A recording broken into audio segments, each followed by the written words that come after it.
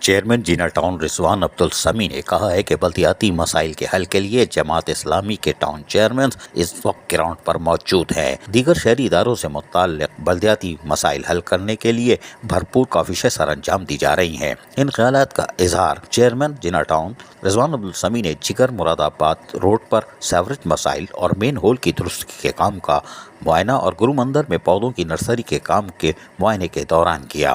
انہوں نے کہا کہ مذکورہ علاقے میں سیوریج مسائل حل کرنے کے لیے کنکریٹ مکسر کی مدد سے علاقے کا دیرینہ مسئلہ حل کروایا گیا ہے۔ عرصہ دراز سے اس مسئلے کو حل نہیں کیا جا رہا تھا، جو اب جماعت اسلامی کے بلدیاتی نمائندگان کی کاوشوں سے حل ہو رہا ہے۔ اس موقع پر علاقہ مکینوں نے دیرینہ مسئلہ حل کرنے پر چیئرمین جینا ٹاؤن رضوان سمیع اور اس کے ساتھ ساتھ ان کے دیگر بلدیاتی نمائندوں کا شکریہ ادا کیا۔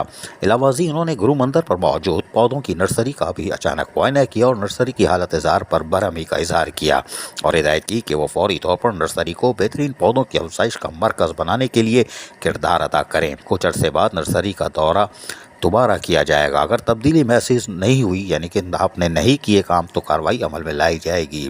اس لیے کہ کوشش کی جاتی ہے کہ آپ کے مسائل کو بھی ہم حل کریں، لیکن اس نرسری کے آباد ہونے سے یقینی طور پر شاہراہوں اور گرین بیلٹوں کو آباد کیا جا سکے گا، وہیں پارکوں کی تزئین و آرائش کو بھی ممکن بنایا جائے گا، نہ کہ ہر چیز خرید کر سجاوٹ کی جائے۔ نرسری موجود ہے، عملہ موجود ہے، تو یقینی طور پر ہم اس کو کارآمد بنا کر ہی اپنے ٹاؤن کو، جینا ٹاؤن کو خوبصورت بنا سکتے ہیں، اور گرین اور کلین میں یقینی طور پر محکمہ باغات کو اپنا کردار ادا کرنا ہوگا۔ عزیز عارف، KBS بلدیاتی نیوز کراچی۔ ایسی ہی خوبصورت ویڈیوز فیوچر میں حاصل کرنے کے لیے ریڈ بٹن پر کلک کر کے اور بیل آئیکن کو پریس کر کے ہم سب کے سبسکرائبر بننا مت بھولیے۔